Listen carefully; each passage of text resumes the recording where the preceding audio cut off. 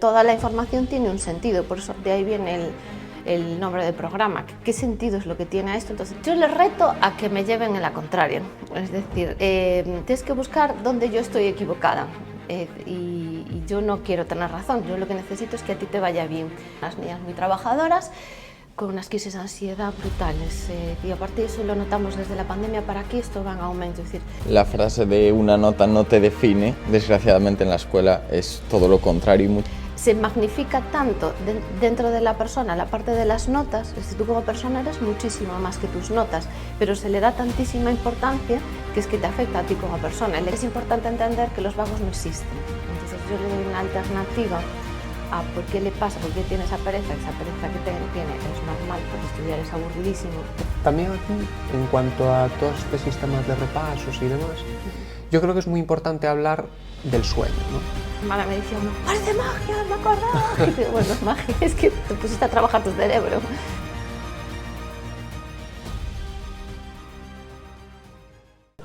Bienvenidos a un nuevo episodio de Más allá del equipo, hoy con Ana Couto, del programa Estudiar con Sentido. Vamos allá, Iago. Pues nada, Ana, para conocerte un poco y poder empezar con esta entrevista, nos gustaría hacer una pequeña dinámica, que nos cuentes tu historia en un minuto. En un minuto. Bueno, pues básicamente un poco de cómo llegué hasta aquí. Bueno, pues yo la verdad es que me formé en recursos humanos, mi carrera iba por ámbitos de empresa y demás, tenía clarísimo que quería ser psicóloga industrial y después resulta que fui madre. Y cuando fui madre descubrí que, pues estas técnicas de negociación, pues esto que se puede aplicar a los empleados también se puede aplicar a los hijos, y un poco de forma intuitiva empecé a criar a mis hijas así, hasta que descubrí la disciplina positiva, que era como ya todo preparado, empaquetado, precioso y listo para aplicar, no solo para aplicar, sino para formar. Y entonces hay un momento en que me quedé en paro y dije, wow, esto es mi vocación ahora. Y empecé con la formación para padres, disciplina positiva, acompañamiento, hasta que llegó un momento que al acompañar a familias con adolescentes, el tema central siempre de los conflictos, el problema principal era el tema de los estudios. Y entonces ahí, en base a mi propia experiencia también, un poco a la formación de origen que tenía como pedagoga, ahí es como nace Estudiar con Sentido, para dar respuesta a estos conflictos que tenían las familias. Y realmente fue súper enriquecedor, motivador, no sé cómo decirlo, porque fueron las propias familias las que, al ver que se solucionaba ese problema, pusieron en marcha Estudiar con Sentido, con el boca a boca. Mientras yo tenía mi foco puesto en disciplina positiva, lo que iba creciendo de mi parte laboral era Estudiar con Sentido, hasta que ahora ya pues es toda mi vida. ¿Nos podrías explicar así brevemente qué es Estudiar con Sentido? Pues Estudiar con Sentido es un método de estudio propio. Bueno, realmente no inventamos nada. Lo que yo fui haciendo para poder dar esta respuesta fue coger un poquito de aquí, un poquito de disciplina positiva, un poquito de psicología adleriana, un poquito de técnicas clásicas de estudio, obviamente, un poquito de tal, y lo combiné de una manera que tiene los resultados que tiene. Nosotros conseguimos que un estudiante cualquiera, venga como venga, en un plazo de entre 6 y 8 sesiones, estamos hablando de unos 2 meses, de un cambio radical. La clave es que ponemos el foco sobre todo en la parte emocional, en la parte del acompañamiento, cuando las cosas no les salen, esa frustración que aparece, esas creencias de yo no puedo, yo no valgo, no me va a salir. Entonces ahí está la clave. Obviamente tenemos que acompañarlo con una buena técnica, porque si no lo va a intentar y no le va a salir, entonces hacemos ese filtro de qué técnica va a ser más adecuada para cada persona, porque formas de estudiar hay muchos, cada persona es diferente, y casi siempre además hay que hacer ajustes, es decir, la técnica tal cual es muy raro que se aplique o que lo apliquen y que después le funcione, casi siempre hay que hacer algún ajuste. Entonces nuestra clave es la intervención, es decir, no es teórico, sino es ver para cada uno qué necesita y lo aplicamos de una forma muy práctica. No es un curso de técnicas de estudio, es eso, tú qué necesitas, diseñamos tu plan específico para ti, como tu caminito, para conseguir la mejora que tú necesitas, que es distinta de otra persona, y eso. Y la clave es que eso, que nos lleva unos 2 meses. Más o menos. Aquí la verdad es que lo vemos mucho centrado sobre todo pues, en el ámbito de las oposiciones, pero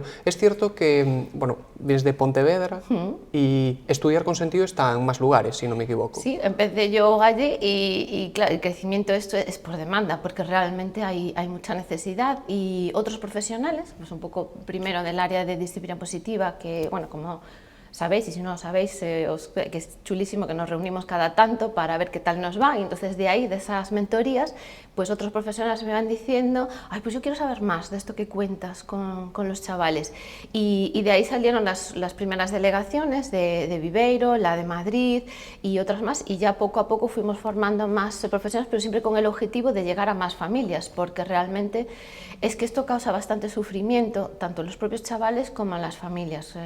Las madres, los padres lo pasan mal cuando sus niños tienen buenas notas. De hecho, aquí lo hablamos mucho a la hora de enfrentar una oposición, por ejemplo, que es un cambio radical respecto al resto de la vida académica, la importancia de quizás afilar el hacha antes de cortar ese árbol, o sea, el tener en cuenta qué estrategias, qué técnicas debes utilizar antes de ponerte a trabajar, porque si no, no vas a ser eficiente.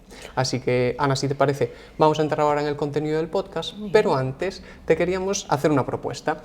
Esta es una dinámica que hacemos con el Dixit y te queríamos invitar a escoger 3 cartas para al final del podcast que nos representes con una de ellas la analogía que te llevas o el mensaje final que le quieras dar pues, a las personas que nos escuchen. ¿Qué te parece? Venga, Cógelas por ahí. Vale.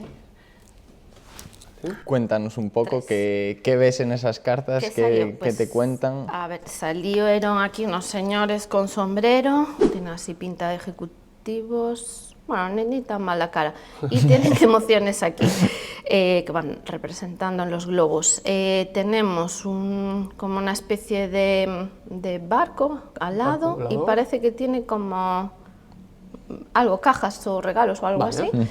Y tenemos también, pues no sabría qué decirte, que esto es como una cápsula o algo así.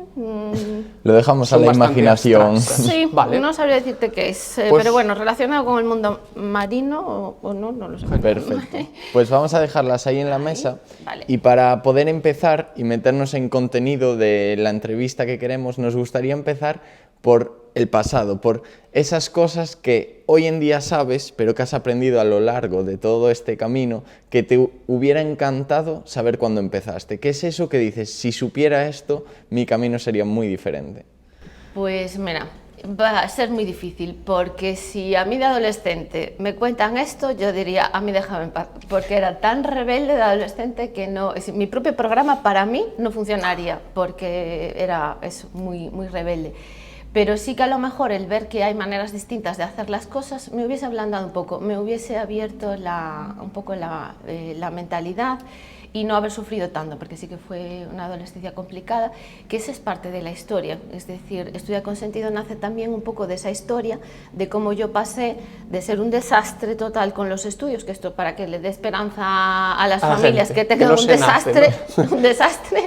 Yo aprendí a estudiar con 20 años y de esa propia historia pues también es parte de Estudia con Sentido y es importante. Y ahí hay algo muy importante en lo que nos cuentas, que es que los adolescentes quizás están en un momento normalmente que lo último que quieren es que le vengas con el cuento de técnicas de estudio, estrategias de aprendizaje, pero en cambio afecta mucho a su autoestima porque les influye en el día a día y cada vez que van pasando los cursos pues se complica más el tema y quizás sobreviven en el ámbito académico o destacan aquellos que de forma pues igual innata o gracias a la familia, el contexto pues más personal, pues tienen estos apoyos.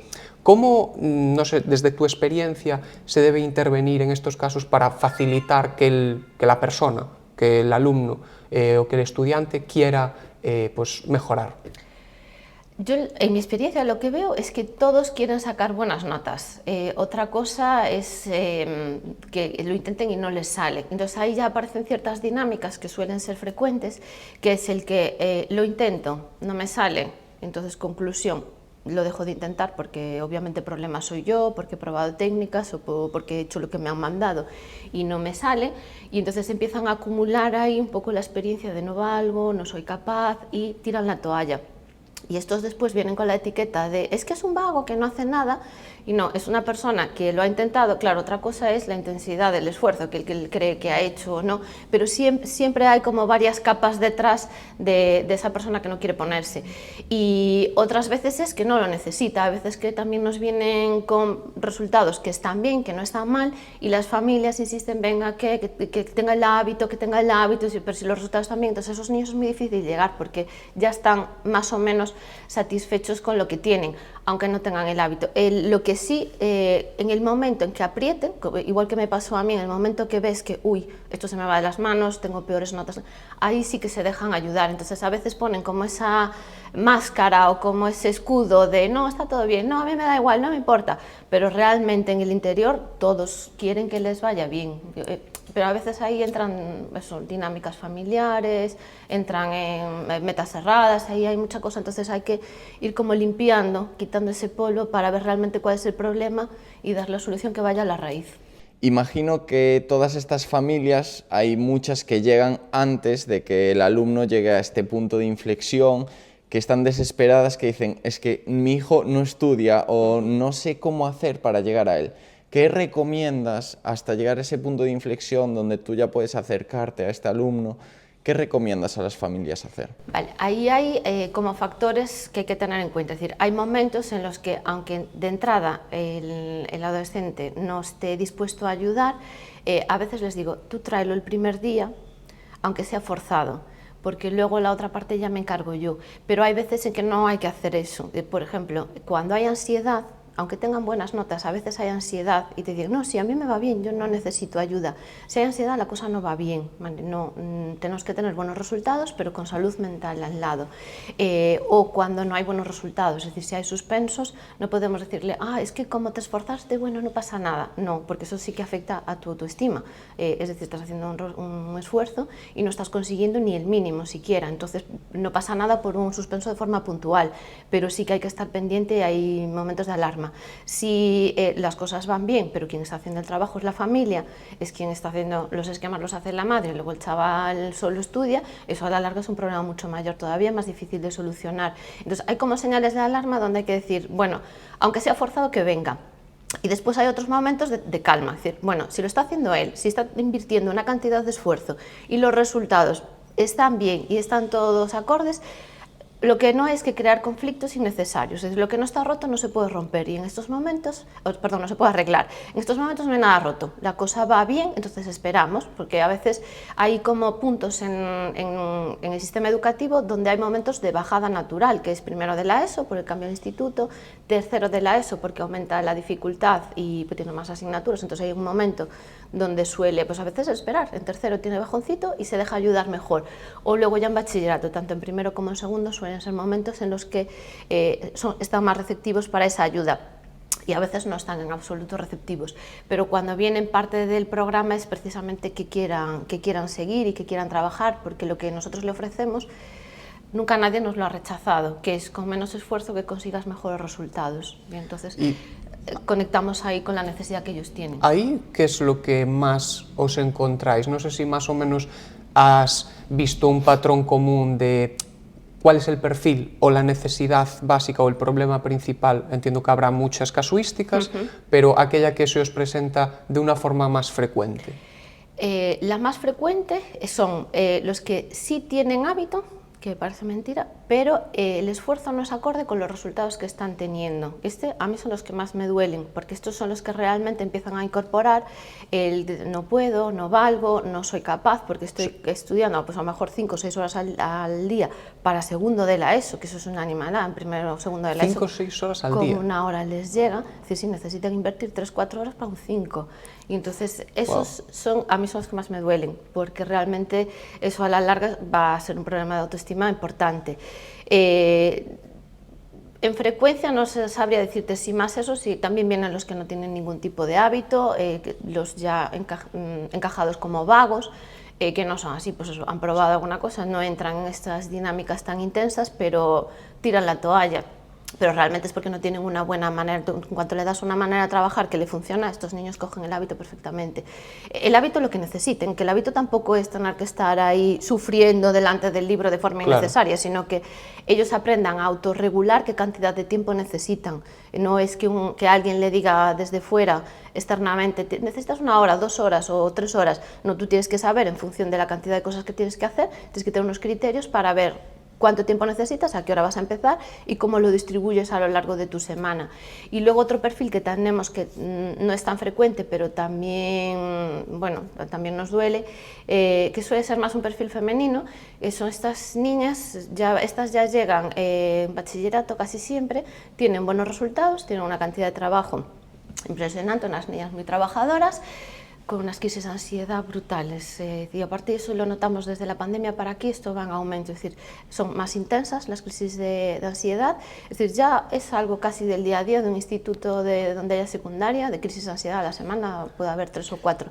Sí, wow. O y sea, ya se está hasta naturalizando. Sí, mucha ansiedad en muchísima, es decir, institutos. ya siempre hubo un poquito, pero lo que está habiendo ahora es brutal y eso es que al final se magnifica tanto dentro de la persona la parte de las notas, es decir, tú como persona eres muchísimo más que tus notas, pero se le da tantísima importancia que es que te afecta a ti como persona. El éxito que tengas en los resultados es toda tu vida son las notas y eso no puede ser. La frase de una nota no te define, desgraciadamente en la escuela es todo lo contrario y muchas veces esa nota, esa diferencia entre el 10 y el 6 Sí. te define completamente como alumno y desgraciadamente como persona a esas edades. Entonces, cuando llega este primer alumno al centro por primera vez, como nos dices, hay muchos tipos de alumnos. ¿Cómo lo identificáis? ¿Qué hacéis para proceder? Pues eso, si estamos ante un caso de un niño o una niña que estudia, que tiene el hábito, o todo lo contrario, alguien que nunca estudia, que no tiene el hábito, que se dedica a otras cosas. ¿Cómo procedéis? Siempre el primer día hay una entrevista. Es una entrevista estructurada, pero lo que nos importa es el relato, es decir, cómo ellos estructuran la información en la cabeza, el tipo de creencias que tienen, el tipo de... Por eso tiene que ser estructurada pero bastante abierta, para que no solo tengas los datos, que los datos ya te los dio la familia cuando solicitaron la cita, sino el cómo encajan eso. Y entonces ahí ya empiezas a ver qué creencias tienen, qué valores tienen, qué cosas le importan, qué cosas no. A lo mejor hay otras áreas en las que son buenos, el típico que es muy malo en estudios y muy bueno en fútbol, ¿vale? Pues si tú ya tienes estrategias para ser bueno, lo que vamos a hacer es llevarlas. Y entonces esa entrevista es la que te pone en marcha después las estrategias que vayas a utilizar. Es una entrevista donde es muy importante que se sientan escuchados, que no se sientan juzgados. Lo que necesitamos es comprender cómo va él encajando esos mensajes que recibe la familia, los mensajes que recibe del centro, cómo se encuentra él delante del libro.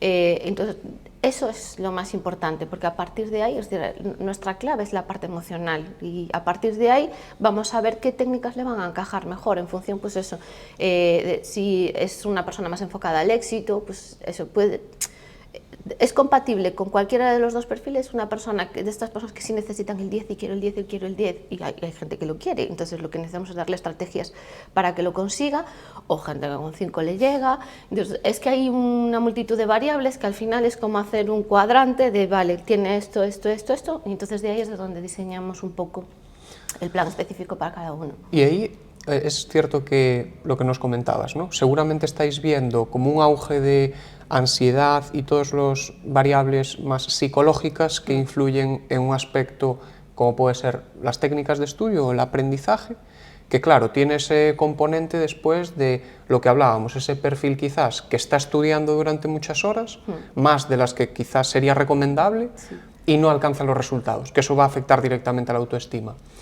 Pero ¿consideras también que ahora que recientemente hubo mucha polémica, por ejemplo, con, creo que es una influencer educativa, respecto a el nivel con el que, no sé si eran matemáticas o en qué ámbito se llega a bachiller y se pasa por cada uno de los cursos en la educación secundaria? ¿Cuál es tu punto de vista? Porque claro, es cierto que se ve esa tendencia psicológica, ¿no? Y por otra parte, hay cierta parte del componente educativo de los profesionales y demás que también manifiestan que hay pues, un retroceso enorme en cuanto a las capacidades académicas. Sí, y o sea, no conozco la controversia esa, pero yo sí estoy totalmente de acuerdo. Yo he visto programas que me han dado para corregir trabajos de fin de grado titulados universitarios que no saben poner oraciones subordinadas, que no saben puntuar un texto, y no era el peor de clase. A mí eso me abrió los ojos diciendo, wow, estos son nuestros titulados universitarios. Ya en bachillerato ya ni te cuento, no saben organizar una frase con un par de subordinadas, y el nivel de faltas de ortografía, menos mal que ahora le dieron un poquito de importancia, porque sí que el nivel es muy bajo, y todo viene de las técnicas memorísticas, de repite, repite, repite, repite, que es compatible con yo puedo estar toda la tarde delante del libro repitiendo cosas y no me queda nada, porque no soy capaz de integrar esa información. Eso es repetir datos, pero eso no es aprender. Entonces, todos los años dan más o menos lo mismo, porque la información los temas tienen que organizarse así, es decir, pues la parte del aparato respiratorio lo dan todos los años y cada año van ampliando un poquito más para refrescar lo del año pasado.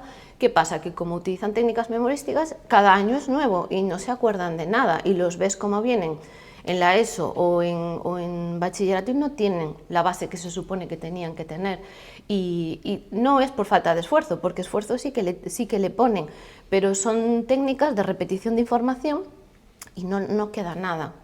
Justo hablando de esta técnica, queríamos preguntarte algo que creo que va perfectamente relacionado, que sería ¿cuál es el mayor error que cometen los alumnos o los adultos a la hora de estudiar? Porque, como nos dices, durante toda nuestra etapa educativa nos han enseñado que debemos memorizar unas páginas, llegar al examen, echar ahí lo que hemos memorizado y se nos olvida. Hay muchos alumnos que tú le preguntas 2 o 3 horas después del examen qué dijo y ya no se acuerda. Entonces, ¿cuál crees que es el mayor error que cometemos? Sin duda ninguna es ese. Es decir, cuando tú le preguntas cómo hacen, qué técnica utilizas, tal, o no tienen ninguna técnica, o como mucho la que tienen es esa, la de repetir. O repetir oral, mental o hablado, o repetir escrito. Pero más allá, la mayor parte de la gente, bueno, de forma intuitiva, de vez en cuando te encuentras a alguno que sí, pero les cuesta ir más allá.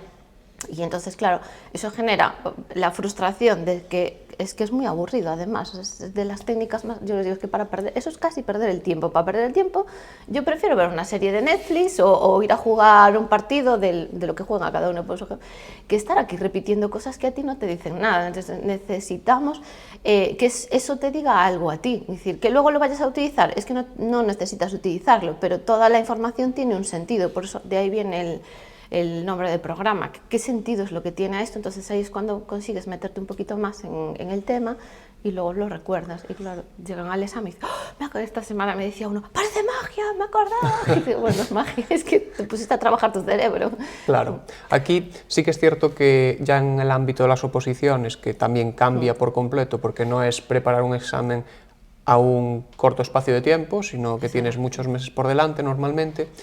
Hablamos mucho de ese cambio de paradigma donde te tienes que enfocar ya en el largo plazo. Y todas estas estrategias y técnicas que, bueno, pues por ejemplo en la agenda que he publicado este año con Educa, veía que son súper importantes para construir el conocimiento, para transformar esa información en conocimiento y, pues eso, que dentro de 2 días, pues tener las estrategias para acordarte de la máxima información posible, que de eso se trata. ¿Cuáles consideras que son esos pasos o esas estrategias que esas personas, esos estudiantes, adolescentes, estudiantes universitarios, opositores, deberían realizar para pasar de estar estudiando 5, 6, 8 horas al día y no sacarle rendimiento porque igual están utilizando esas estrategias clásicas de repetición y realmente utilizar estrategias que sean útiles? Para que sean estrategias activas, que son las que te van a generar recuerdo, tienes que estar activo todo el tiempo, activo intelectualmente. Entonces tienes que conseguir meterte en el tema y ver qué tiene que ver ese tema contigo. Siempre, todos los temas tienen un sentido. Nunca nadie, en ninguna oposición ni en los centros, van a tener que repetir palabras sin sentido ni sílabas sin sentido, que ahí es de donde vienen los estudios de la curva de la memoria, de ahí es donde vienen todas estas técnicas. La información tiene un sentido, entonces nuestro trabajo al estudiar es encontrarlo. Primero, necesitamos una comprensión profunda, porque muchas veces hay una comprensión superficial. ¿Tú esto lo entiendes? Sí, vale, pues explícamelo. Bueno, lo entiendo, pero lo explico. No, eso es una comprensión superficial. Necesitas meterte más en el tema y saber qué te dice, qué es lo que dice ese tema. Y después necesitas crearlo, necesitas hacerlo tuyo. Llámalo hacer apuntes, hacer el temario de nuevo, pasarlo a esquemas. No importa tanto el formato final que vaya a tener. Bueno, sí que importa, porque ahí tiene que ser coherente con tu propio estilo en el que vas a guardar la información, porque hay gente que es más visual, más auditiva. Pues si es más visual, lo transformas ya en algo más visual que va a ser más tuyo, pero que sea tuyo. Al final tú tienes que crear ese tema. Entonces, cuando tú eres capaz de meterte en el tema, ver qué te dice ahí, y poder relacionarlo con algo tuyo, pues la legislación a veces, todas las leyes tienen un sentido, no se legisla así por rellenar artículos sin más, sino para qué, de qué manera, tienes algo cercano, a veces no, pues a veces relacionarlo con noticias, a veces con algo, pero en la medida que tú puedas relacionarlo, que es conectarlo con tus conocimientos previos, y luego esa parte de aterrizarlo en algo que hayas creado tú, pues eso, que puede ser un esquema, o puede ser un dibujo, puede ser un algo, pero tienes que ir construyendo. Entonces eso te requiere una cantidad de atención, que ahí ya los problemas de déficit de atención y todos los demás, ahí ya se palían muchísimo. Tienes que estar activo todo el tiempo, y el resultado de tu estudio es algo físico, tangible, que puedes medir. Pues mira, yo más o menos le llamo, bueno, más o menos no, la expresión es traducir el rollo que viene en el tema. Siempre digo, estás conmigo, que lo del libro es un rollo. Sí, vale, pero lo tienes que traducir a algo que sea tuyo, y cuando es tuyo ya es emocionalmente significativo, y ahí es donde se hace como la magia. Ahí Claro. es fácil de recordar porque es algo mío. Y dentro de este estudio, como decías en la legislación, por ejemplo, tenemos muchas veces que memorizar números, años, siglos. ¿Cómo haces? Porque claro, eso, hacerlo tuyo es mucho más difícil, imagino. Un poco más, sí. ¿Cómo recomiendas eso al alumnado que está en tu centro cuando te dice, pues tengo que aprenderme 200 artículos? ¿Cómo le dices? Pues utiliza esto, esto y esto. Primero tenemos que ir a ver cuál es el sentido propio de, pues las fechas tienen un sentido, y de qué manera podemos relacionarlo, o bien entre sí, a veces el sentido ya es propio del propio tema, pues tantos años pasó, entonces a lo mejor por una fecha eres capaz de sacar las demás, ver cómo se relacionaron los eventos. Entonces al final es meterte mucho en el tema, te da un dominio sobre el tema muy grande, y conseguir esas relaciones. A veces no se puede, pues yo que sé, por ejemplo, los típicos verbos de inglés que se tienen que aprender, que es un listado de palabras inmenso, pero las relaciones a lo mejor no te las da el propio texto, pero sí las puedes crear tú. Entonces a lo mejor empiezas a agrupar los verbos por algo que tenga sentido, pues por significado o por cómo terminan. Entonces le damos un sentido como artificial, pero lo que tienes que tener un sentido, pero que sea tuyo. Entonces las listas de verbos para cada alumno me salen de una forma diferente, y luego jugamos con ese componente visual o auditivo. Entonces ahí al final es donde termina siendo muy, muy personal. Cuando nos contabas ahora, pues esa parte, ¿no?, de personalizar y construir cada alumno, cada persona, su proceso de aprendizaje, aquí también sí que es cierto que no nos centramos tanto en esa parte de visual, auditivo, kinestésico, porque todos como consideramos más esa parte de que simplemente el multimodal, ¿no? Correcto. Cuantas Sí. más vías integres, va a ser más fácil consolidar el aprendizaje, ¿no? Pues eso, que tengas ese estímulo de verlo en el texto, luego te ves un vídeo relacionado con ese contenido, luego si puedes incluso hacer un roleplay, pues sería ideal, todo eso, ¿no? Pero sí que es cierto que en cuanto a lo que comentaba Yago, todos estos datos que muchas veces, pues en una oposición o incluso pues ya eso, en el instituto, que tienes que memorizar quizás pues en literatura, años, obras, autores, etcétera, ¿consideras que es útil algún sistema, por ejemplo, el sistema fonético mayor? Nosotros lo vemos aquí en el programa, la parte que hacemos de técnicas de estudio, como una forma de lo que nos comentabas, transformar datos puros, ¿no?, en datos que están relacionados, Claro. que buscamos un vínculo, ¿no?, por esa parte de pues, que el cerebro, más que datos, son conexiones. Son relaciones. Sí. ¿Cómo consideras que, porque supongo que en los más peques va a ser muy difícil, qué es lo que más o menos te encuentras? Porque aquí nosotros en la academia creemos que es más sencillo el invitarles a que construyan, a que creen, que transformen esa información, porque solo así, si la hacen propia, ¿no?, pues va a ser conocimiento, pero en los más peques, ¿qué estrategias podéis utilizar? Es cierto que con niveles más bajos no tienen cantidad de datos así sueltos y entonces no necesitan tanto esas estrategias. Entonces lo que vemos es para cada tema cuál es la dificultad y vamos viendo. Por eso nosotros no damos teoría, siempre traen ellos el tema. A ver, ¿qué me traes? ¿Qué te cuesta? Y de ahí es de donde van saliendo un poco las respuestas.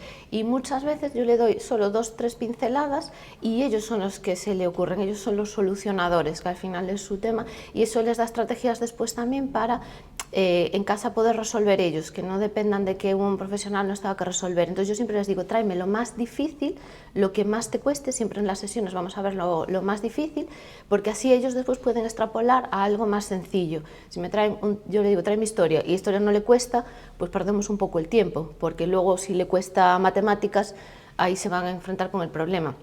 Entonces, lo que hace también es romper esa barrera de, pues sí que puedo, pues sí que puedo, y después ellos son muy creativos y al final van encontrando esa manera.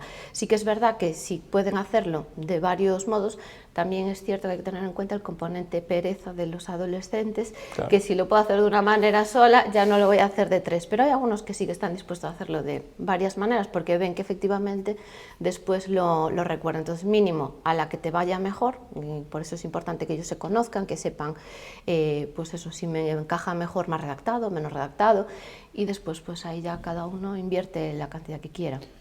Claro, en todo ese tiempo de estudio, en esas materias más difíciles, me recordaste, por ejemplo, a mí a nivel personal, yo era el típico alumno que se centraba en, cogía el libro, lo leía 3 veces, lo memorizaba y ya está, iba al examen, lo soltaba y ya. Sí. Pero sí que es verdad que en esas materias más difíciles, muchas veces por influencia, estaban las famosas chuletas. Yo me acuerdo de hacer chuletas, llegar al examen y por el miedo a que me pille el profesor antes del examen tirarlas, pero solo el hecho de escribirlo ya me ayudaba a recordarlo en el examen. ¿Cómo puede ayudar esas chuletas que realmente muchos alumnos hacen pero no llevan al examen a recordarlo después en el examen? Correcto, es que no hay ningún problema por hacer chuletas. De hecho, cuando tienes que hacer chuletas tienes que coger todo el paquete que te viene en el libro, que es amplio, y lo tienes que meter en un trocito. Eso ya es construir el tema, ya tienes que trabajarlo para que te entre, a ver si lo cambio por otras expresiones más cortas, y cuál es importante y qué no es importante. Eso ya es estudiar. Luego lo dejas en la chuleta, ya es tuyo, y luego no la saques, es que después ya no te va a hacer falta. Vale, obviamente nunca recomendamos que saquen chuletas, pues que entre hacer una chuleta y hacer un esquema, al nivel intelectual no hay mucha diferencia. ¿Cuáles serían 2 o 3 estrategias o técnicas de estudio que consideras que son las más importantes, las más relevantes? Porque aquí nosotros pues hacemos referencia a algunas, pero así también nos parece súper interesante que nos compartas tu punto de vista. Nosotros no categorizamos, utiliza esta estrategia, sino que vamos un poco a encontrar el sentido profundo del texto, y entonces ahí va a ser más o menos siempre lo mismo, siempre esa manera de leer y de ver el texto, esa parte intelectual de a ver esto que me dice, cómo lo integro, cómo lo conecto, qué me falta, y luego donde varía más es en cómo lo vas a sacar para crear lo tuyo, y entonces ahí es donde hay más variedad, donde parece que hay más diferencia de técnica, pero realmente la parte importante es esa parte interna, de esa comprensión más profunda, interiorizarlo y después darle salida, y ahí ya no es que utilicemos esta o esta, sino que es un poco más creativo, un poco como tú quieras. Entonces ahí también se crecen un poco. Claro. Pues. Y una vez el alumnado ya tiene como interiorizadas esas técnicas de estudio, ya sabe cómo estudiar, cuál es la mejor forma que le viene para él o para ella, luego entráis en el tema del olvido, cómo es el olvido, la curva del olvido, cómo tienen que repasar, cómo tienen que volver a ver el temario.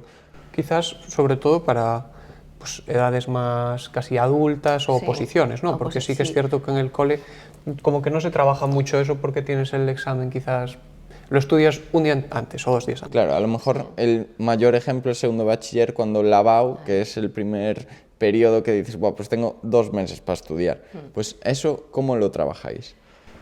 Realmente es como la base es la misma siempre, se trata de que cuando tú construyes tu tema, aunque pase el tiempo, tú lo vas a recordar y vas a repasar por lo que tú has construido, porque eso es emocionalmente significativo para ti.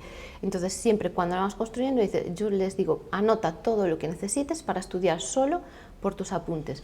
Entonces, lleva mucho más tiempo que los sistemas de vueltas o que los sistemas tradicionales. Esa primera vez que abordas el temario te cuesta más, pero es que luego, como tienes impacto emocional, cuando repasan por esos apuntes creados, el recuerdo es casi instantáneo y tienen que gastar muy poquito tiempo en repasos. Yo al principio les voy diciendo, vas haciendo repasos periódicos a las 15 días o al mes al principio, y luego ya los espacias más, porque estos repasos son más para darte tranquilidad y seguridad de que, me acuerdo de todo, y puede haber un 10% que no recuerden, pero entonces vuelven a repasar porque no he conseguido conectar bien con esta parte, o la he visto más de puntillas por encima, y entonces al final los repasos son más para generar seguridad y tranquilidad de que, pues sí que me lo sé, aunque pase el tiempo, que más que para crear. Entonces, yo veo que con este sistema la curva del olvido no se aplica de la misma manera, porque al final conseguimos que sea significativamente, o sea, emocionalmente significativo, y el recuerdo ahí es muchísimo más duradero, pasan los meses y ya está. Es verdad que depende mucho del volumen de información que tengan, lo que decías, cuando son más pequeños es que la cantidad de lo que tienen que trabajar les da tiempo de hacerlo pegadito al examen, y en bachillerato sí que ya tienen que ir haciendo con más antelación, y lo de octubre me lo van a preguntar en diciembre, pero luego me lo van a volver a preguntar en junio. Pero lo curioso es que cuando vuelves a coger tus notas en mayo para preparar el de junio, esto es mío, entonces tiene un recuerdo muchísimo mayor. Claro, ahí no sé si en todas las oposiciones, especialidades que acuden al programa de Estudiar con Sentido, es como un sistema muy marcado que es diferente tanto a sistema de vueltas o de arrastre, que pueden ser los más comunes en según qué oposiciones, pero sí que es cierto que aquí también lo vemos muy marcado en la importancia que tiene pues utilizar una estrategia que sea para construir información. Por ejemplo, una historia inverosímil, un palacio de memoria, donde el alumnado, claro, tiene esa barrera de entrada que si le cuesta a una persona adulta, por esa igual pereza o esa parte creativa que te va a llevar mucho más tiempo abordar esa información de primeras que estudiarla ya directamente y chaparla, claro, pero tiene un impacto muy grande a largo plazo en cuanto al recuerdo, porque sí que es cierto lo que nos contabas, ¿no? Aquí también lo vemos, esa parte de igual, haces un palacio de la memoria con un tema y el año siguiente no tuviste esa fortuna de sacar la oposición, vuelves y es de todo el temario de lo que más te acuerdas, pero igual hiciste uno, porque consideras que te llevó mucho tiempo procesar la información en ese tema. Sí, eso es un hándicap que cuando empiezan con este sistema, yo ya les aviso, vas a entrar en pánico porque esto lleva mucho tiempo, pero cuando después vuelven a la semana, le preguntas, y como no lo avisaste que lo vas a preguntar, es como en plan atraque, esto es el peor escenario posible, sin prepararlo, sin saber qué te lo, y lo recuerdas todo, y entonces ahí es cuando empiezan a confiar, bajan un poco la guardia, y es verdad, porque al final esas técnicas llevan mucho tiempo al principio, porque están consumiendo mucha energía tuya y te estás metiendo en el tema, y eso es lo que va a hacer que después pase el tiempo y aún así lo recuerdes. Entonces necesitan la experiencia de, pasó el tiempo y lo recuerdo, y entonces después sí que rompen esa defensa y se abren a, vale, sí, quiero hacerlo así, porque me lleva mucho más tiempo, pero al final estoy ahorrando tiempo, porque en una vuelta sola tienes el 90% del temario. Claro, yo creo que esto es muy importante, porque a la hora de que te den un tema, la primera vez que te pones a crear tu propio tema es muy difícil recordar el 100% de toda la información. Entonces sí que es verdad que muchas veces sale más rentable en el tiempo que la primera vez estudies, pues a lo mejor el 80% del tema bien estructurado con tus propios métodos, que no gastar 4 horas más en ese 20% restante. Entonces esto, ¿cómo lo integráis en el alumnado? Porque muchas veces en la ESO o bachiller te dan un tema y dices, me lo tengo que saber todo. Entonces, ¿cómo hacéis para decirle al alumno? No hace falta que en el primer estudio te lo sepas todo, que si te sabes un 80%, a lo mejor te sale más rentable que la semana siguiente te lo puedas estudiar Pero otra al final vez. lo saben todo, es decir, al final es bachillerato, puedes ir trabajando también poco a poco, al final sí que lo saben todo. De esto tenía un opositor que al principio, bueno, y gracias que me dio la oportunidad de seguir y no dijo, lo dejo y ya está.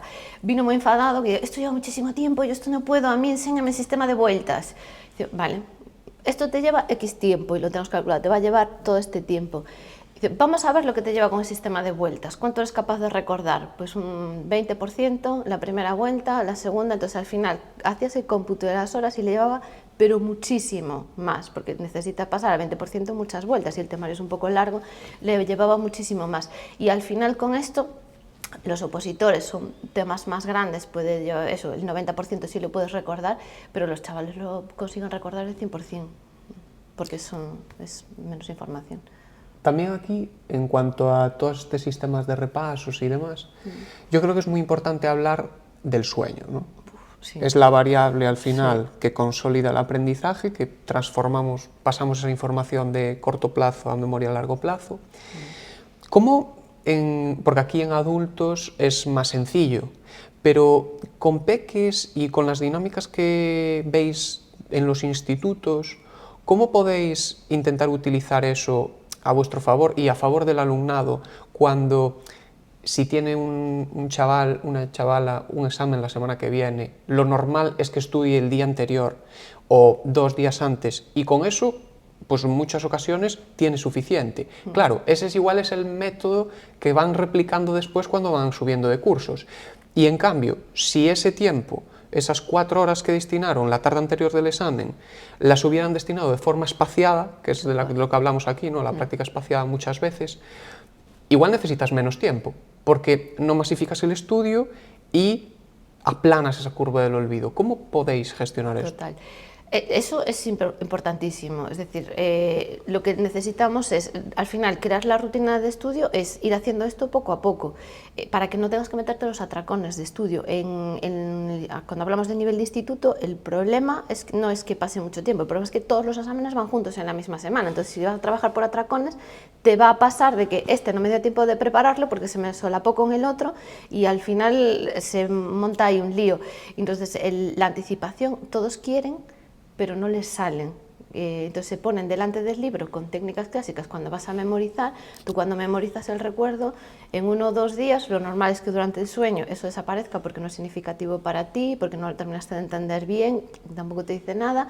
Si tú empiezas con un mes antes, esa información tienes que estar construyendo el mismo recuerdo todos los días, que para mí eso es una pérdida de tiempo. Entonces tenemos que trabajarlo de otra manera. Entonces cuando ya entran en una forma más activa y activa, ¿no? de construir el tema, entonces ahí después es cuando viene el hábito. Vale, ahora que ya sabes cómo hacerlo, ahora ya no te hace falta que te marquen el examen, ahora lo que acabas de ver por la mañana ya lo puedes hacer así. Y ahí es cuando tienen tiempo de pues, hacerlo de varias maneras, de ver todo para que no me quede una parte sin ver, y es donde llegan al 100% del temario. Entonces, sea importante o no, ellos lo tienen que estudiar igual, sí que tienen que estructurarlo para ver, bueno, los niveles de importancia de la información sí que la tienen que tener, pero no tienen que saber todo, porque le pueden entrar una pregunta a pillar de algo que no era importante, de un dibujo, de un gráfico que había allí en el libro, eso a veces le entra. Entonces, cuando lo hacen con anticipación suficiente, pueden verlo todo y además que se dan cuenta de una cosa, es decir, el hábito después lo cogen solos y empiezan a atender en clase, porque te dicen, prueban a hacer el esquema el día de la clase y dicen, pero es que me viene lo que explicó el profe por la mañana, les lleva muchísimo menos tiempo, acaban antes y como digo, se conecta todo muchísimo mejor y ahí es un recuerdo. Normalmente es visual, ¿por qué? Porque como no atienden en clase, no tienen recuerdo auditivo ni ninguna otra manera, pero cuando lo hacen el mismo día es multisensorial y entonces ahí es cuando se graba muchísima más información. ¿Qué pasa? Que esto como no lo saben hacer, les cuesta muchísimo, se ponen delante del libro y el hábito no es de buena calidad, pero cuando ya tienen buenas técnicas, lo del hábito ya va solo. ¿Y cómo hacéis para motivar al alumnado a realizar este cambio? O sea, lo que decimos, el alumnado que no quiere, que es vago, por así decirlo, que tiene esa etiqueta, que no quiere tener técnicas de estudio, ¿cómo hacéis para motivarlo y decirle, sigue este camino y me darás las gracias en un par de meses? Yo les reto a que me lleven en la contraria, es decir, tienes que buscar donde yo estoy equivocada y yo no quiero tener razón, yo lo que necesito es que a ti te vaya bien. Entonces ya es un cambio de enfoque, yo no le voy a decir lo que tiene que hacer en ningún momento, yo le sugiero, pues, puede que esto te vaya bien. Pero después es importante entender que los vagos no existen, entonces yo le doy una alternativa a por qué le pasa, por qué tiene esa pereza que tiene es normal, porque estudiar es aburridísimo, pero eso no tiene nada que ver con él, es porque el libro es aburrido, no le dice nada, no es significativamente emocional para él, y la tendencia de su cerebro es a desechar esa información de forma natural, y eso no dice nada de él. Entonces ya quitamos peso, ya quitamos culpa, ya vamos aligerando. Y después a mayores, que es que los objetivos los marcan ellos, es decir, tú a dónde quieres llegar, tú qué tipo de estudiante quieres ser, y entonces las decisiones las toman ellos, y eso es lo más motivador. Y yo hago propuestas, ellos deciden. Entre sacar buena nota y sacar mala nota, yo nunca he tenido a nadie que me diga, no, es que yo quiero suspender, yo vengo aquí a que me enseñes a suspender, ¿no? Y entonces lo que vamos es, y hacemos trampas también, al principio vamos poniendo objetivos muy pequeños y los objetivos los marco yo sabiendo que ya lo va a conseguir. Entonces los deberes de esta semana, todas las semanas llevan deberes, los deberes de esta semana a lo mejor es recoger el cuarto, o a lo mejor es buscar otro clasificador o elegir una agenda, o a lo mejor es lo que sea, pero vienen con la sensación de, pues esta semana lo hice, pues esta... Entonces lo que necesitamos es que acumulen la experiencia de lo conseguí, claro.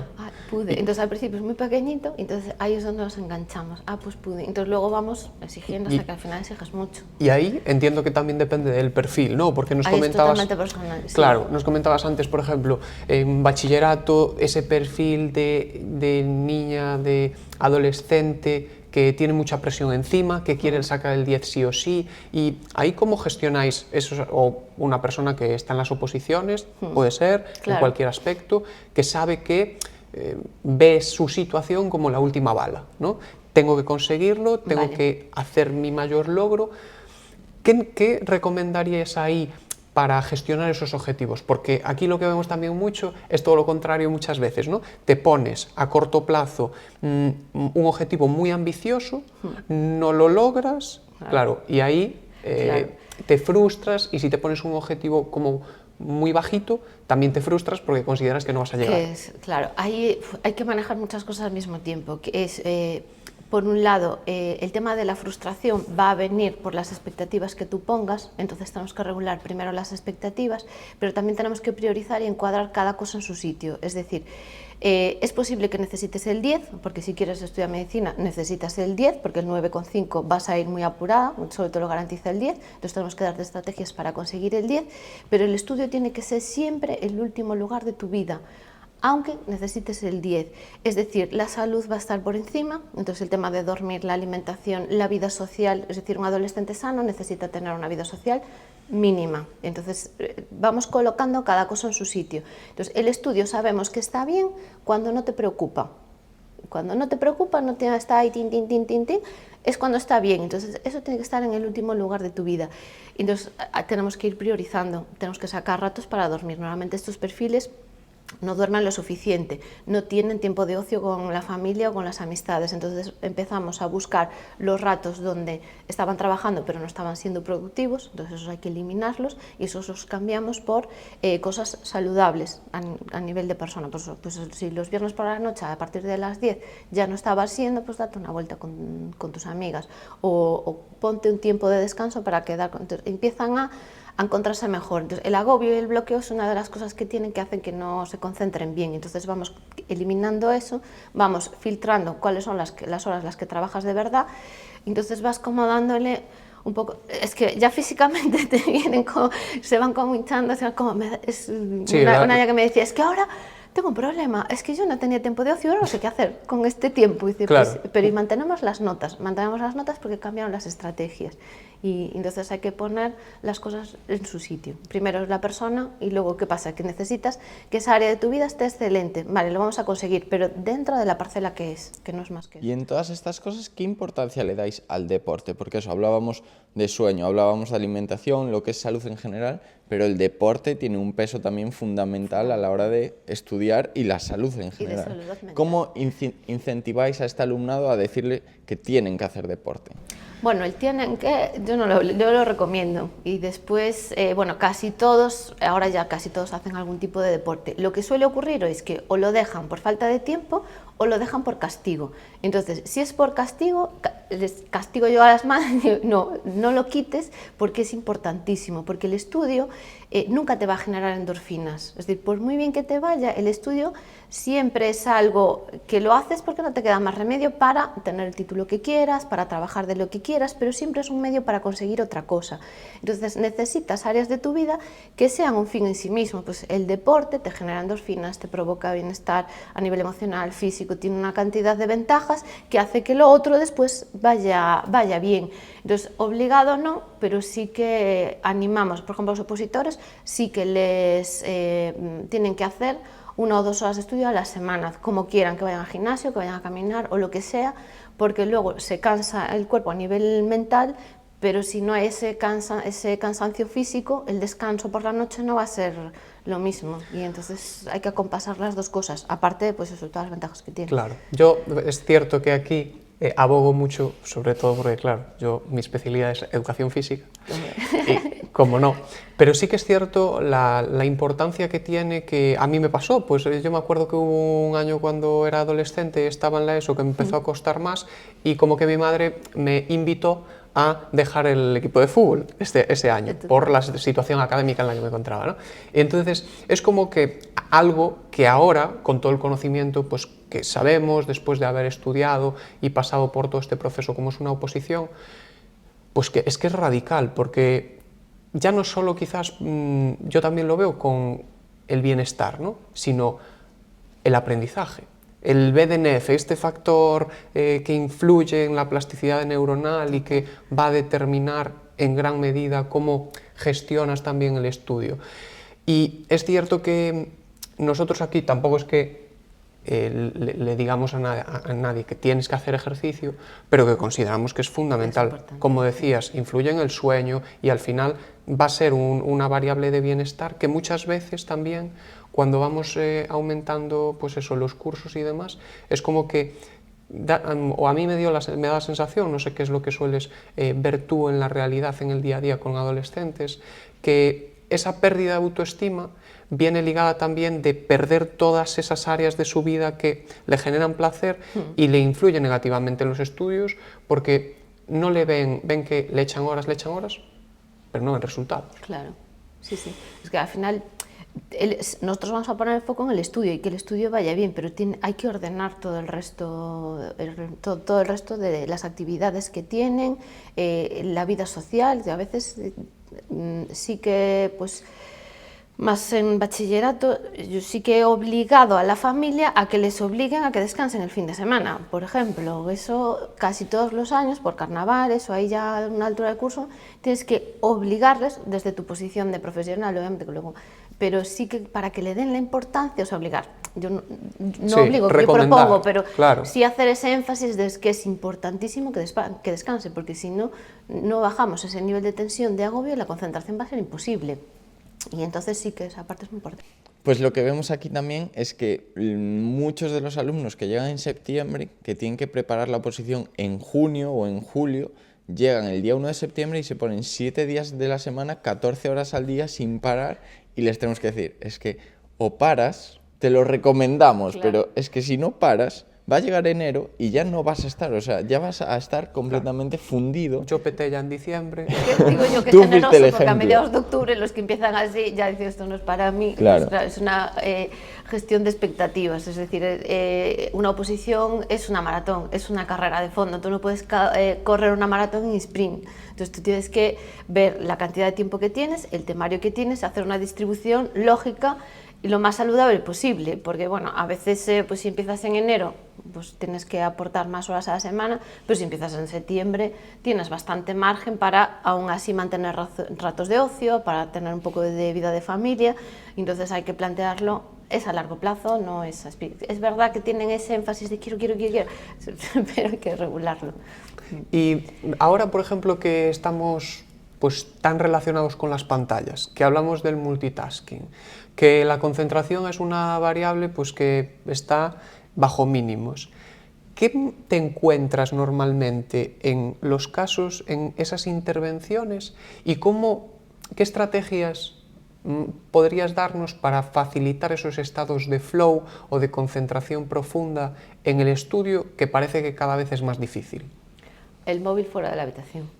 Eso es lo primero, el móvil fuera de la habitación, porque de hecho hay estudios, y bueno, tendré que investigar un poco más por ahí, como la sola presencia de un dispositivo apagado en la misma sala ya está influyendo en la concentración. Y digo, bueno, yo de hecho les digo, aprovecha si haces marketing. Y dice, ¿qué es eso?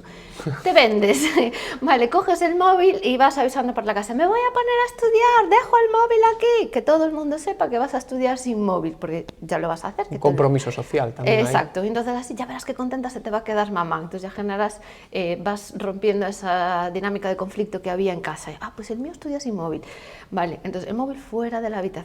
Y entonces después lo que necesitas es tener una buena planificación, saber qué es lo que tienes que hacer para no andar disperso de, no me apetece matemáticas, no me apetece nada, pero tienes que saber qué cosas tienes que hacer y luego eso lo vas a organizar y pues ese sistema de listas o algún sistema alternativo que a veces son ellos muy creativos y te buscan cosas muy chulas, para esto es lo que tengo que hacer y esto es el tiempo que tengo, y entonces así se organizan y ya al trabajar de esta forma donde te tienes que estar implicando ya hace que la concentración mejore bastante.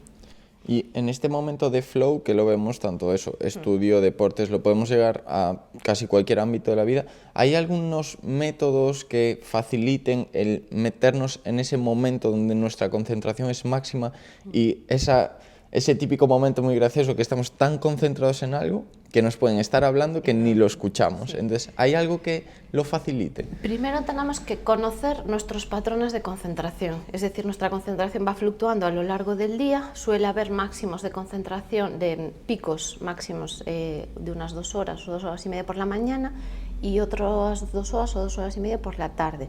Esto depende de la calidad del sueño que hayas tenido, es decir, de cómo se segregan las hormonas durante el sueño, por eso que es importantísimo el descanso, no solo el sueño, sino el descanso activo, el que tengan tiempo para rascar la barriga o lo que les dé la gana para que después estas hormonas estén bien reguladas. Y eso suele ser un patrón cíclico, es decir, que se concentran muy bien a la primera hora de clase por la mañana, se suele concentrar muy bien a primera hora por la tarde, y al revés, el que le cuesta madrugar se concentra mejor después del recreo y se suele concentrar mejor a última hora de la tarde. Entonces, lo primero es acompasar nuestro tiempo de estudio con nuestro ritmo de concentración. Entonces, ahí casi siempre no tienen ni idea de esto. Hay que hacer un estudio, digo yo, vas a hacer un estudio científico, un registro de cómo va fluctuando tu concentración mínimo una semana. Y ya después colocamos ahí el tiempo y ya luego ahí ya vamos introduciendo. Necesitas eso, herramientas de gestión de tiempo y luego la parte técnica también, entonces al final vas combinando todo eso y es cuando el resultado tiene... Aquí lo vemos mucho también por el programa que tenemos ahora online de OpoProfe de alto rendimiento, toda la parte de la importancia, como nos comentabas, ¿no? El móvil y cómo eliminar todos esos distractores, y también hablamos mucho de rituales de concentración, en el sentido de establecer esa rutina e intentar tener un sistema de acciones que fomente o facilite poco a poco asociar ya el contexto a entrar en esas situaciones. No sé si también entiendo que para los niños les funcionará muy bien. Al final, al ir conectadas unas cosas con otras, ya funcionan de disparadores, por eso al final la rutina cuesta al principio, pero si tú tienes buenos resultados, la parte de quiero, eso es lo que va a hacer que te pongas al día siguiente, pero ya llega un punto que es casi automático, porque una actividad ya te dispara a la siguiente y es así. Al final se trata de encontrar la mejor hora para estudiar. A veces la mejor no se puede, pero sí la menos mala. Entonces vamos viendo en qué hora te molesta menos. Entonces ahí vas filtrando hasta que al final se va instaurando mejor ese también muy hábito. relacionado, también vemos un poquito el tema de los ritmos circadianos, cómo influyen, y entiendo que ahí, por ejemplo, en el instituto está muy claro que tienen que entrar en una hora muy temprana y está demostrado, hay mucho aporte científico sobre que los ritmos circadianos pues ahí como que se ralentizan, además, justo en esa fase de la vida. ¿Cómo consideras que se debería gestionar esto cuando efectivamente un adolescente se tiende a ir tarde para la cama? ¿Cuándo sería lo más recomendable? Pues igual esa rutina de estudio, ¿qué tipos de perfiles os vais encontrando prioritariamente? Ahí es muy variable, ahí es prácticamente cada persona un mundo. Por eso sí que nosotros le damos una hoja en blanco para organizar el tiempo. Trabajamos con un horario visual, es un horario de todas sus horas, desde por la mañana hasta la noche. Y claro, ellos se enfrentan a la hoja en blanco y que parece que no, pero a veces les da como, ¿y qué pongo? Lo que tú quieras, es tu tiempo. Entonces, bueno, un buen horario hay que hacerlo 3 o 4 veces, no es a la pinto aquí, utilizamos colores porque les ayuda a visualizar mejor el tiempo, es muy difícil, el tiempo es abstracto, entonces tiene más o menos una idea, pero les cuesta mucho y al final tienen que ir tomando decisiones de cómo lo van organizando. Al principio es un poco prueba-error, de bueno, aquí me fue bien, aquí no, pero también hay que tener en cuenta de que a veces hay una situación ideal, pero la ideal no es posible. Pues eso, pues es que yo no me duermo hasta la 1, ¿vale? De las que sí son posibles, ¿cuál es la que te va mejor a ti? Entonces, bueno, es un cambio de enfoque. Entonces ya no es el bloqueo de esto no puede ser y como esto no puede ser, me paraliza, no vale. Tenemos este rango de opciones, ¿hay alguna que te valga? Bueno, esta, vale. Y luego, como vamos ampliando y van decidiendo ellos. Y después otra cosa que sí hacemos es, si es posible que no duerman con el móvil, porque una cosa que les hace retrasar la hora de dormir es que se ponen con la pantalla. Entonces sustituimos la pantalla por el libro de lectura de lengua que tienes pendiente, por el de gallego, siempre tienes ahí lecturas y el libro, que aparte de las lecturas que le ponen, son soporíferas para ellos desde su punto de vista, a lo mejor a alguno le engancha, pero ya la calidad de sueño que van a tener ya es distinto y ya concilian bastante mejor. Entonces si tienen lectura pues ya aprovechan, pero si no cambiamos el móvil por un libro. Y romper ese hábito y les mejora bastante. Sí. Bien. Y antes de entrar, bueno, ya en el bloque final, porque por tiempo ya vamos a tener que ir acabando, en este horario, en esta hoja en blanco que nos comentabas, tú, por ejemplo, recomiendas poner absolutamente todo lo que vas a hacer en el día, porque lo que vemos es que hay mucha gente que apunta solo las horas de estudio, pero que también apunta deporte, comida, relación, o sea, todo. Lavar en plan, los dientes. Sí, lavar los dientes de 9 a 9 y 5, o desayuno de 9 y 5 a 9 y cuarto. No, eso te va a generar una frustración innecesaria, porque ¿y si no lavas los dientes de 9 a 9 y 5 que los dabas de 9 y 10 a 9 y cuarto? Es que no hay necesidad. Entonces sí que yo le digo, vamos a ver dónde tienes que tener tu cuerpo. Entonces vamos a pintar las cosas donde tu cuerpo tenga que estar en algún sitio haciendo algo concreto, pues en actividades, si tiene deporte, o si va a música, o si va al conservatorio, el tiempo de estudio, pero ya después el tiempo de ocio, por ejemplo, lo dejamos en blanco, porque ya solo faltaría ahora que fuera obligatorio estar de ocio o ver series. Y si no quieres ver una serie y te apetece, yo qué sé, pelearte con tu hermano, pues el tiempo de ocio tiene que estar en blanco, porque si no agobia. Entonces sí que ahí donde tengas que tener presencia, pues eso, tirar algún sitio o el tiempo de estudio, eso sí que lo pintamos y el resto en blanco. Qué bien. Y ya te lavas los dientes a lo que tú quieras. Claro, yo creo que es ideal, ¿no? Para sobre todo Si no, esos primeros momentos, porque nosotros aquí, por ejemplo, en Opos, según qué perfil, sí que necesitan lo contrario, porque si no planifican el tiempo de autocuidado y ocio, no lo ejecutan. Claro. Pero claro, es una realidad muy, muy distinta. Pues Ana, ha sido un placer. Vamos a entrar entonces ya en las preguntas finales, un poquito más personales. Siempre hacemos estas 3 preguntas y la primera está relacionada con el pasado.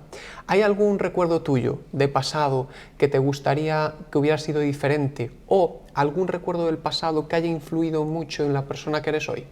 Total, o sea, no, para no cambiarlo. Yo creo que hay un punto de inflexión que hubo en mi vida, fue cuando pasar de no estudiar nada, empecé a probar así un poco las técnicas de estudio que iba conociendo. En el momento en que repaso mis notas a finales de junio y veo que tenía 2 cursos aprobados, 23 asignaturas universitarias en junio sin ir a septiembre, ese momento fue wow, porque yo no sabía que podía hacer eso, de hecho pensé que no se podía, lo tenía hecho y ahí generó en mí la sensación de, ay, pues si puedo hacer esto voy a poder conseguir todo lo que quiera porque no va a haber nada en la vida más, bueno, luego ya te haces autónomo y ves que va a ser más difícil. Que la vida es más difícil que eso. Fue como un, vale, con esfuerzo, con muchísimo esfuerzo, pero puedo, fue romper esa barrera y ya enfocas el esfuerzo de otra manera, entonces eso sí que es un recuerdo que es clave, importantísimo para mí. Pues la segunda pregunta, hoy en día, en el presente, ¿qué es lo que más disfrutas hacer, que te levantas con ganas de decir, me voy a levantar porque hoy puedo hacer esto?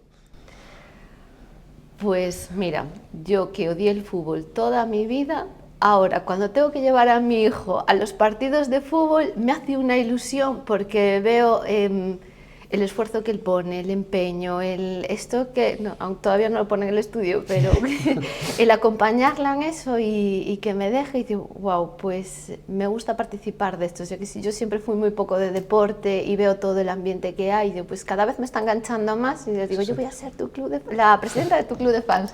Y entonces me combina la parte familiar, la parte de desconectar del trabajo, que es una cosa que siempre me satura, pero el día que hay partido, me estoy descubriendo que sí, Una que vía es de escape. importante. Pues Qué sí, bien. sí, sí. Y respecto al futuro, ya que sería nuestra tercera pregunta, Sí. ¿qué es aquel hito o aquel objetivo que quizás tienes en mente o aquello que te gustaría conseguir? Me encantaría que estudias con sentido, estuviese en todas las provincias, de poder llegar a familias de toda España.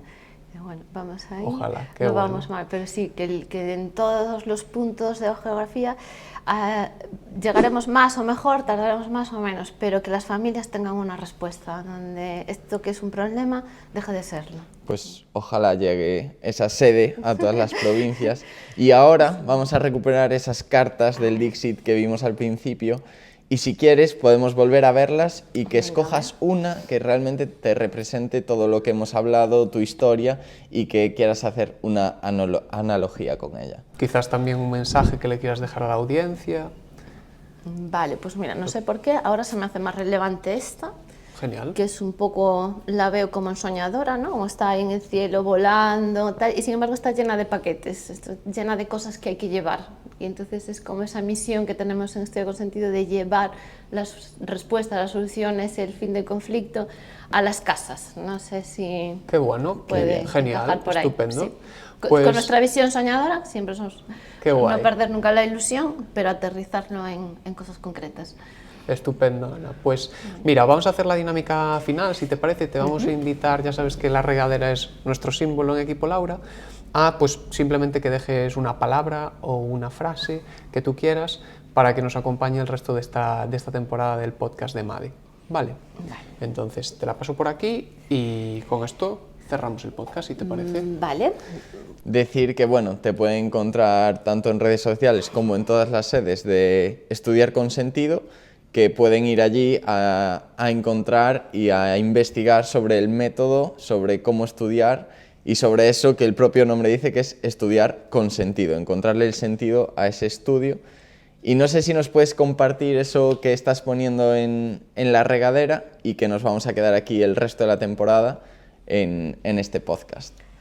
Pues he puesto, pon sentido en todo lo que hagas. Qué bueno.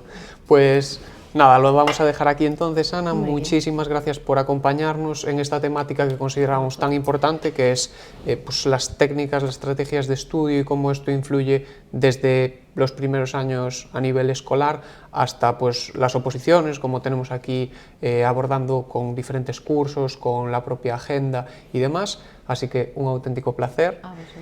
Y nos vemos en el siguiente podcast. Recordar que el equipo es la llave del éxito.